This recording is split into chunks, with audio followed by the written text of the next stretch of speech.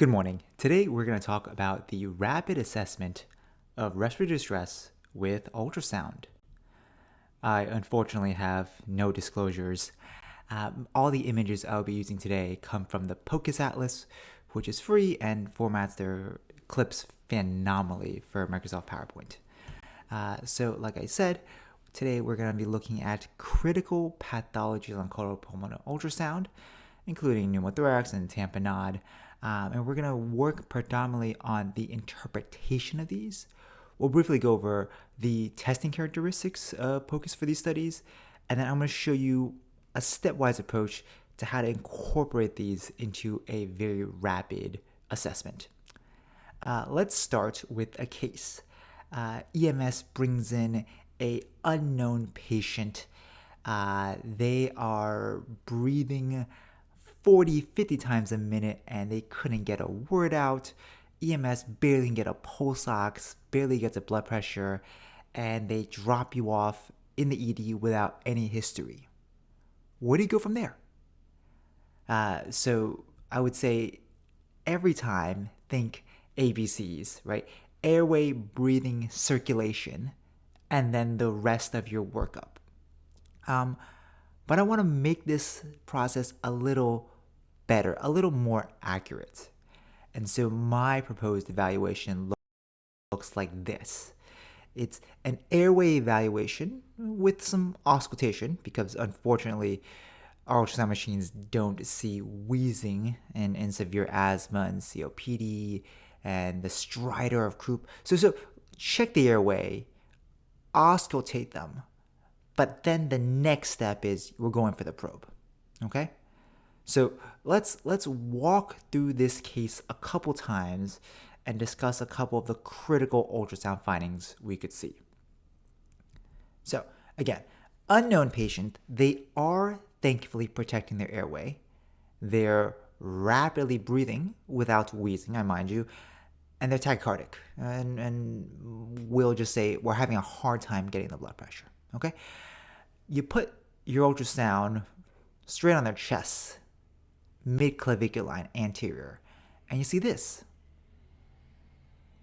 What do you notice?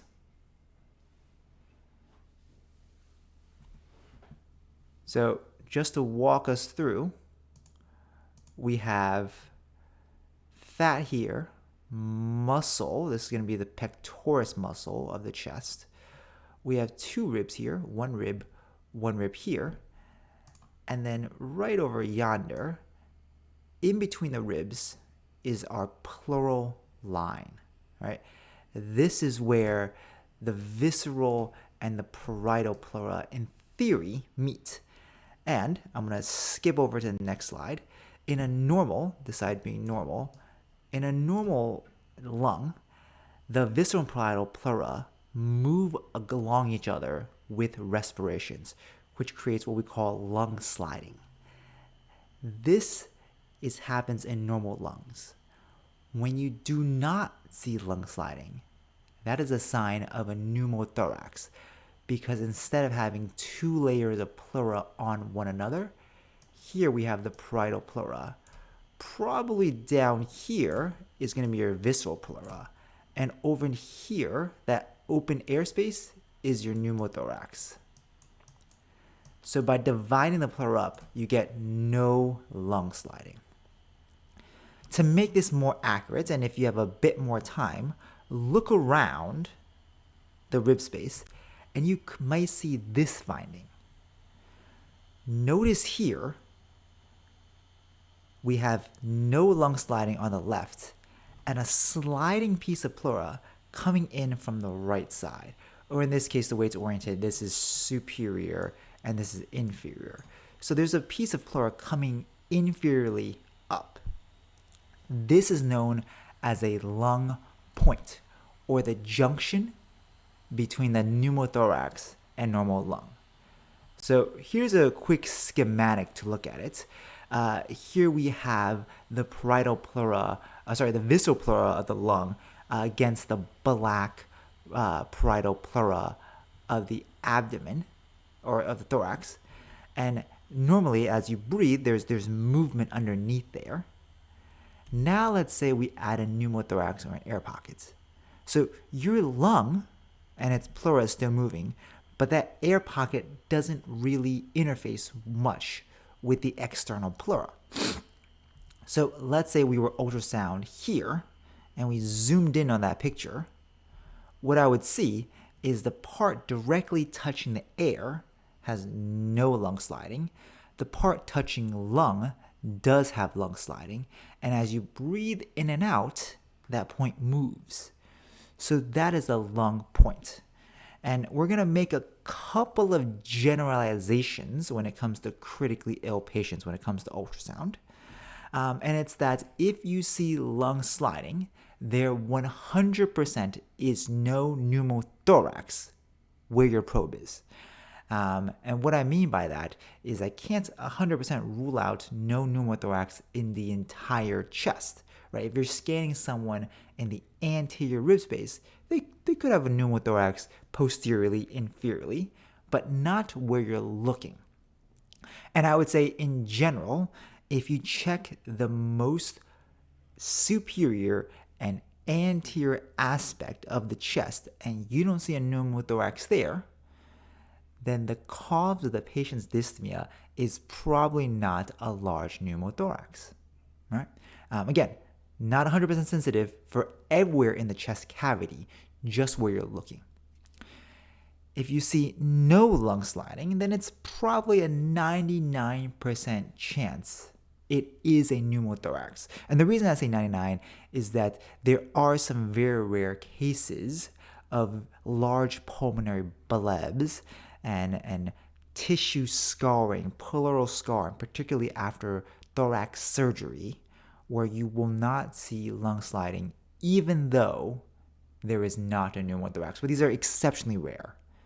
With that said, the next step is if you can find a lung point, then 100% you have a pneumothorax.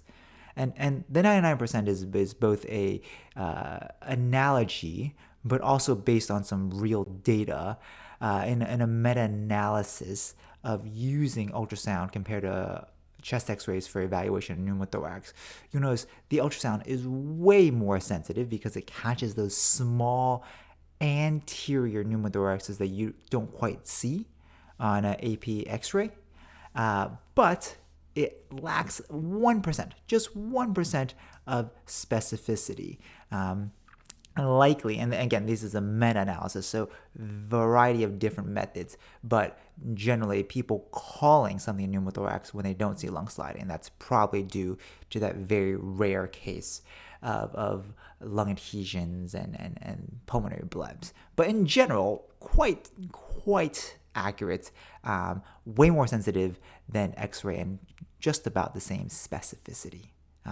So look for a lack of lung sliding, and if you can, a lung point. All right. Same case again, same start. But now you look at the chest and you see this. What do you notice? So it's still the same lung view. We're using a little bit bigger of a footprint of an ultrasound probe. And so we're seeing a couple of rib spaces here. Right off the bat, again, with recency bias, you can tell there are lungs sliding. But I'm going to give you an a comparison.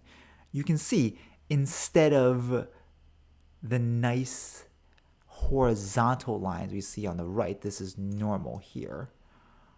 Instead of these horizontal lines, we're seeing all these vertical lines like this. And these are called B lines, which are consistent with pulmonary edema. Not to get too deep into the physics, but when ultrasound hits just air, it creates mostly repeating horizontal lines. And when it hits an interface of small bubbles of air and water, air and bubbles, it bounces back and forth in this puddle of pulmonary edema, and it creates vertical lines. All right, and just for a little data, ultrasound tends to be just as specific for pulmonary edema compared to chest X-ray, but a bit more sensitivity. And if you work where I work, it's a lot faster. The other spectrum of that is, let's say you look at the bottom of the lung, and you might see this. What do we have here? So to orient you, and like most ultrasounds, this is going to be superior here, inferior here. You'll notice there's a hollow organ. This is going to be your liver. And somehow we see this kind of almost like a shark fin jellyfish covered inside this dark fluid. This is a pleural effusion. And so to give you an example of normal, when you get in that same view, that lateral mid-axillary view, normally you'll see liver, and everything above the diaphragm as a patient breathes in becomes A-lines, right? The same A-lines we saw in that last normal. When you have not here pulmonary edema, but instead a full pocket of fluid, that's going to appear black above the diaphragm, which is this thin white line here, and you're going to see compressed lung kind of hanging out in that fluid. So this is a pleural effusion. And now let's move over to the heart, and we're in the same case here. And what do you notice? This is a parasternal long axis of the heart. And to clue you in, the most important thing we're looking at here is the LV right there. And you'll notice this is the mitral valve. The mitral valve is not quite moving as much, and the walls of the LV aren't squeezing very much inward. There's not that much movement to the heart. And to give you a comparison, we have that our case on the left and a normal parasternal long axis view on the right. Notice there's just generally more movement of the heart. The walls of the LV are coming in and out with every heartbeat, and that mitral valve is quite active. It's closing all the way, and it's almost hitting the walls of the LV with each heartbeat. And so this is a reduced ejection fraction of the LV, consistent with congestive heart failure. And so if you have this combination where you're looking at pulmonary edema and effectively heart failure on your echo, then I would think this patient's probably in a fluid overload pulmonary edema state. And so when you have that combination, I always think, all right, let's stabilize this patient if they have wet lungs with some non-invasive ventilation. So CPAP, BiPAP. And if you don't know anything about the patient, when you see this, I would think about, in addition to just congestive heart disease, think about secondary causes. So is there a massive dysrhythmia? Is this patient just tipped over into AFib and now that's why they're congested? Is there a new ischemic disease? And so typically that means looking at a rhythm strip, looking at EKG for changes, getting a troponin. And the next part is looking at valvular disease. And I put this in white because this is another POCUS discussion, a little bit more advanced for today's talk. But once you get there and you're looking at a weak heart with pulmonary edema, it's nice to look at the valves and see, is there any massive backflow or acute stenosis? And the next step is I would get a sense of their blood pressure, right? Because this heart's working pretty hard. And so if they're hypertensive, this could mean vasodilators to take off the load of the heart. And they're hypotensive, that could mean inotropes to help the heart move that blood. All right, so that's the quick assessment for pulmonary edema and CHF. All right, And lastly, because this takes some time, and we're talking about the very, very acute setting, I would get a sense of someone's volume status and think about volume management, particularly diuresis. All right? All right. Now, third case, same exact start. We look at the lungs, and the lungs look fairly clear on ultrasound. We see good lung sliding. We see those horizontal A lines. And now we look at the heart, and we see this. Now, this, I'll just give you a hint, is an apical four-chamber view. And to orient you, this is going to be the left side of the patient and the right side of the patient. This is the apex, so this is going to be where your ventricles sit, and this is going to be where your atria sit. So right ventricle, right atria, left ventricle, left atria. And what do you notice? Hopefully somebody said that the right ventricle and the right atria are huge. And I agree. And to put this in comparison, here is an atrial four-chamber of a normal heart, and typically the LV is going to be significantly larger than the RV, right? You can see LV here has a lot more both height and width compared to the RV on the our left, but the patient's right. In this pathology model in our case, you can see the RV takes up the bulk of the left and right axis in the heart. And I just want to give you one caveat before calling something an RV dilation. And it's that making sure the angle of your ultrasound is correct. Particularly when you're doing parasternal or anterior ultrasounds, your ultrasound beam is shining through the RV and then seeing the LV. And so if you get a even cut between the two, again, because ultrasound only exists in one plane, then if I saw this, I would say, yeah, I would see the LV looks a lot bigger than the RV because that's how it is in reality. But you can notice if you tilt the angle of your ultrasound a few degrees off, you can artificially get a big cut of the RV and a smaller cut of the LV and create an illusion that the RV is bigger than the LV. And so whenever I see a big RV, the first two questions I ask myself is, one, is my orientation correct? As in, is the left side of my screen truly the right side of the patient? And the easiest way to do that is to move it closer to the right side of the patient, and your RV should move closer to the center of the screen, or in theory get bigger. And that's an easy way to test for orientation. And two, is the angle that I'm approaching the heart at correct? And the easiest way to do that is just tilt a little bit to each side.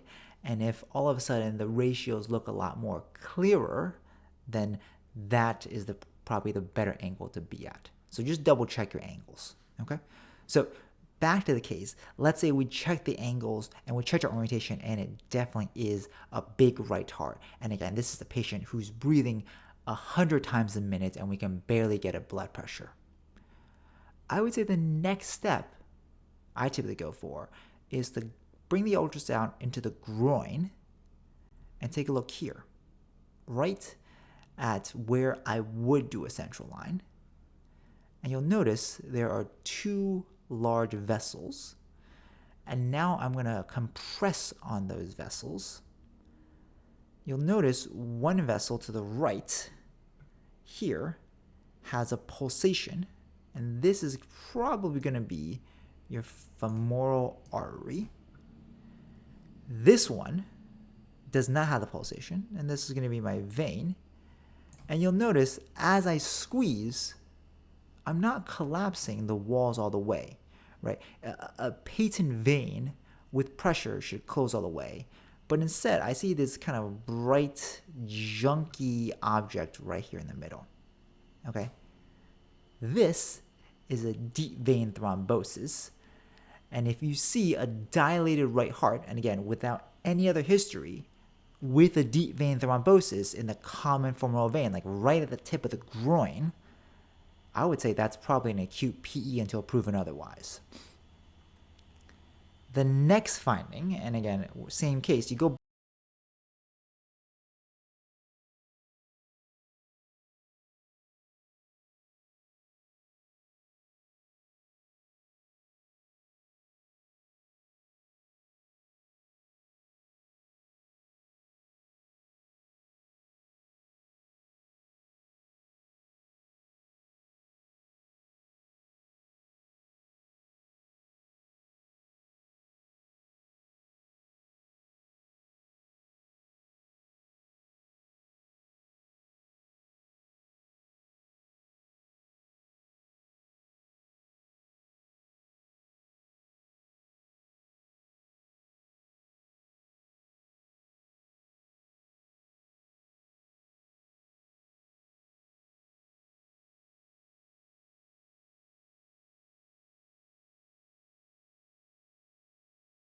I would use POCUS to make a few assumptions, which that if you have a dilated RV on POCUS and you see a clot in transit, that is a clot in the middle of the RV, that is treat it like a pulmonary embolism, period.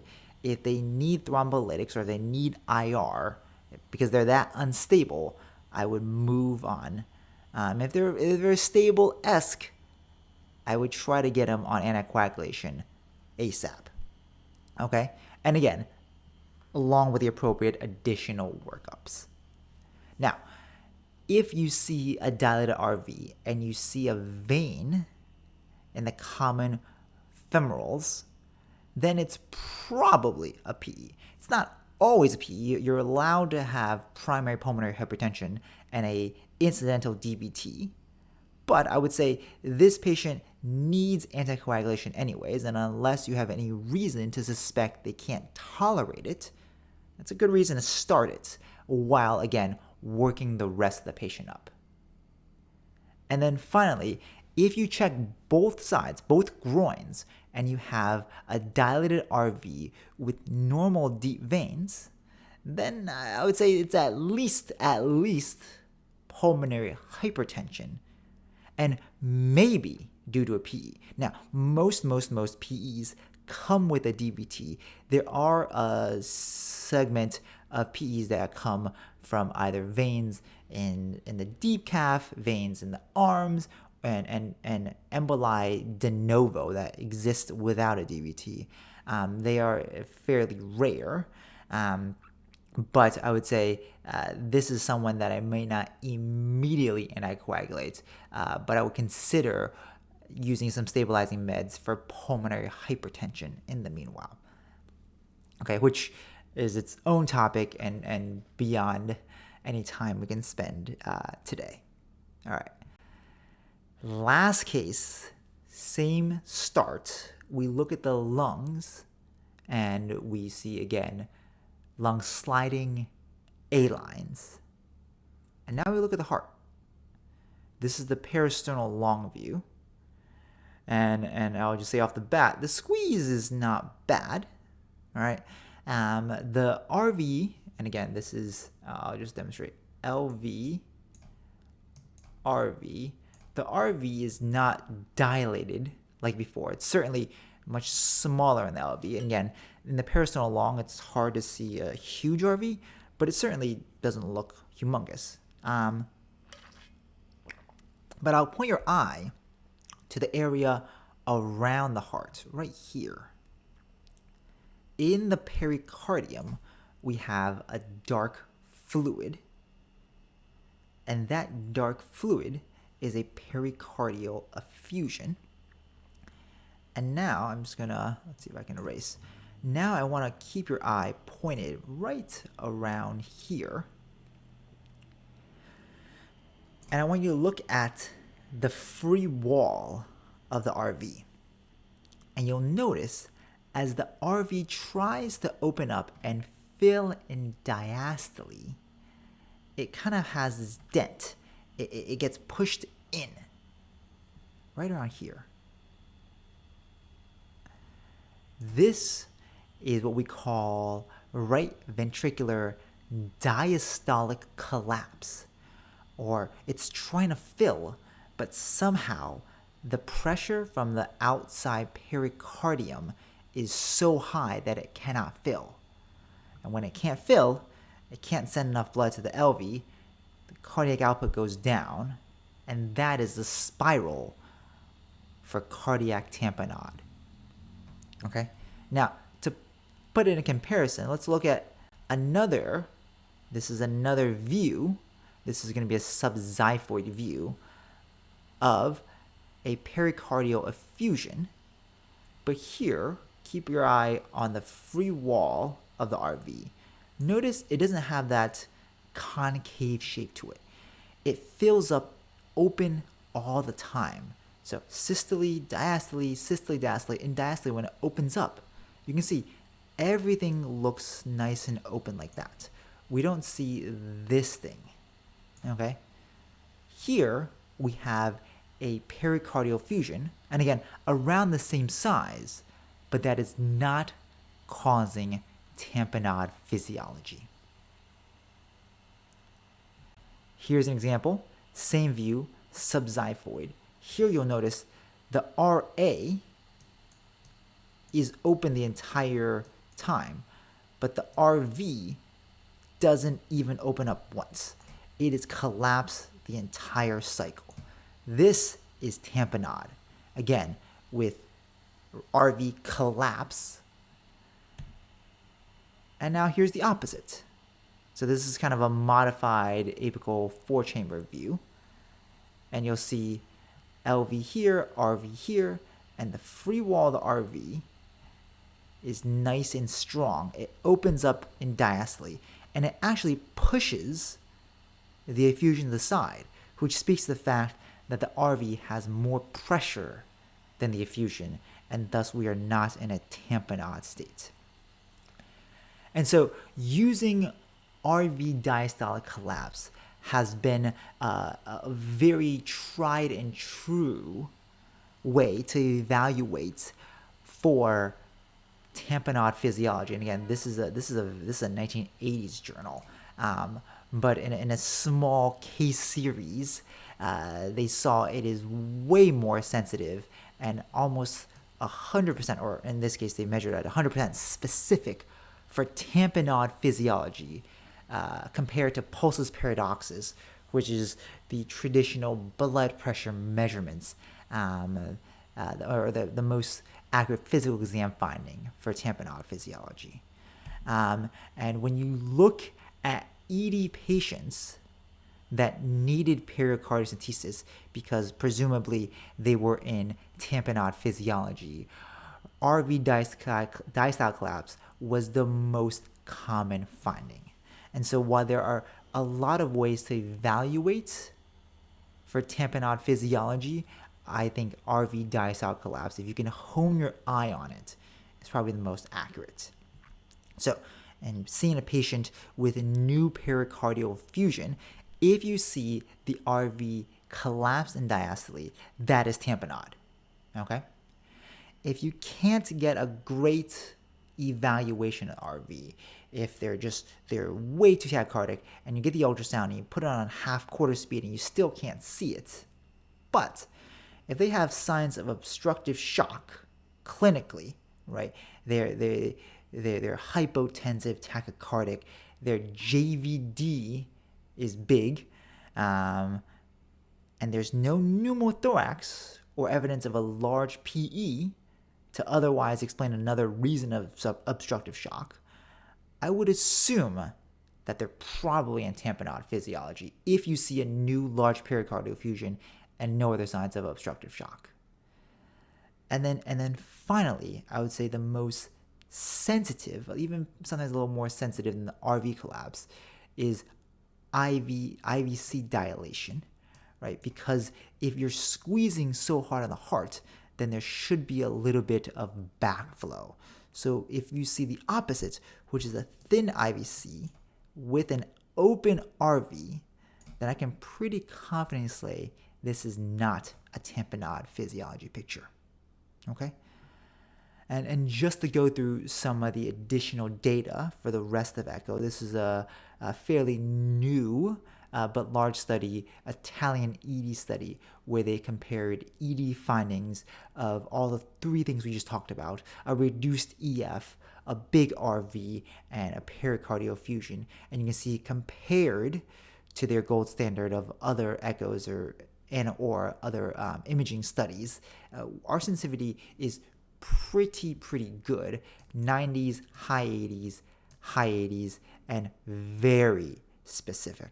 So again, if you don't see it, it's probably not it. Sorry, I'll say it again. If you don't see it, it still might be there, but if you see it, it's almost always the real thing. Okay? And so my approach, again, is check the airway, auscultate the lungs to make sure it's not wheezing or any adventitious lung sounds, and then I would go straight for the ultrasound. And if I were to organize those findings in a schematic, this is kind of what goes through my head. And again, this is not like an evidence-based approach. This is just something that makes sense to me. So the first thing I ask myself is I look at the airway and I auscultate. And I say, can this patient maintain a patent airway? Do I need to intubate? Is there some kind of a foreign body or anatomic mass in the airway, right? Is this a wheezing with angioedema anaphylaxis picture? Or is this asthma, COPD, a Krupi picture? Because those are things I can't see on ultrasound. That's my first step. Then I'm going to go straight for the anterior superior lungs, and I'm going to ask myself, is there lung sliding? No? Well, I better get this person on some O2, not BiPAP or CPAP, just straight O2, because without pressure, and I prepare for a chest tube or a pigtail, because this person probably has a massive, if not tension pneumothorax, if they're truly that ill and there's no lung sliding. If there is lung sliding, the next step is I move to the cardiac and I say, is this tamponade, right? If yes, I see RV collapse, then I'm going to start by making sure I try to get them some fluids to increase their intravascular fluid and hopefully intravascular volume. And I'm going to start preparing for pericarditis. This is, again, a little bit outside the scope of today's talk, but whenever you see someone with a brand new tamponade physiology with a pericardial effusion, something to think about in the back of your head is this a dissection? And again, that can also be an ultrasound diagnosis, just a little bit beyond today's talk. Next, if there's no tamponade, then I'm going to take a look at the right side, right? If that RV is not collapsing, then my next question is that RV dilated? If so, I'm going to look for a clot in transit in that RV, and if I don't, then I'm going to go down into the groin and look for a common femoral vein clot. I'm going to squeeze right on top of that vein and see if it collapses, or if there's something bright in the middle of that vein. If you have either one of those findings, I'm treating it like a PE. I'm starting on anticoagulation, and depending if I have IR or a PERT service in-house, I'm thinking about possibly systemic thrombolysis, all right? But if they don't have it, then I'm thinking this is at least pulmonary hypertension. I would start considering going down that route, and again, looking at the rest of the clinical picture. But I know there are sometimes PEs without those findings, and I'm still keeping PE in the back of my differential. And again, that's what the additional workup on the right side is for. Next, if there's no right heart dilation, then I ask myself, is there a low EF, right? is this congestive heart failure? If not, then just like I said before, I'm going for the rest of the additional workup. If there is a low EF, then I'm going back to my lungs and I'm saying, do I either see signs of pulmonary congestion, either with diffuse B lines, and I didn't say this before, but to call something truly a pulmonary congestion picture, you should see at least 3 B lines, 3 vertical lines within each rib space. Or another sign that I typically see with bad CHF and volume overload is big bilateral pleural effusions. So if I see those findings, then I'm going to treat it like an overload, which means, again, non-invasive ventilation. Blood pressure management will help me either go up or go down, or effectively closer to normal. And then thinking about arrhythmia and ischemia, and beyond the scope of this talk, valvular dysfunction. And if I just see a low EF, but the lungs are dry, then I'm still going to approach the rest of the workup, because even if they have a low EF, if their lungs are fully full of air, a low EF by itself shouldn't cause that degree of dyspnea. And again, we're talking about a truly ill patient that's breathing uncontrollably 40, 50, 60 times a minute, right? With dry lungs, that shouldn't be the case. And so I'm still going to do the rest of the workup, but in the back of my mind, I know I'm not going to flood this patient, right? They've demonstrated they can't move fluid as well. And so let's say they're septic. I might not go for the full 30 cc's per kg. I might do a 10 cc's per kg or a 1 liter bolus, half a liter bolus, and see how they do with that. Okay? So this is kind of how I approach taking all those 4 tools and putting it in a rapid assessment that, when done right, could take 1 to 3 minutes at most. Right? These are very quick ultrasound views, very quick diagnosis, and when interpreted correctly, gives you a lot of data in a short amount of time. The last thing I just want to caveat is I put it as if the additional workup, the additional management happens in a step-by-step process. But in reality, we work in large teams in the ED, and it's not, it's the ultrasound team and then the airway team, but instead we work together as one. And so while someone is doing the ultrasound and figuring this stuff out, there is someone directing the management of this critically ill patient. There is someone getting IV access, someone getting blood work, someone managing the airway, someone managing the rest of this patient because they probably have other things going on, someone looking at a monitor. And just know ultrasound is only one part of the larger team approach. I want to go back to my learning objectives and talk about the main limitation, and is that we are here to interpret critical pathologies. Unfortunately, I did not talk about ways to get good image acquisition. And in order to get good acquisition, which is the other part of POCUS, it's critical that you are spending time at the bedside, practicing bedside ultrasound, hopefully with someone who is a POCUS expert to help you get those views, get very good, accurate views in a meaningful amount of time.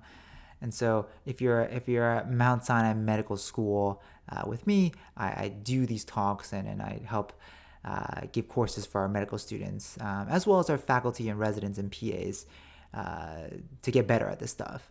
But yeah, if you like it, leave a comment down below. I'm on Twitter, X, whatever you want to call it. Thanks for watching.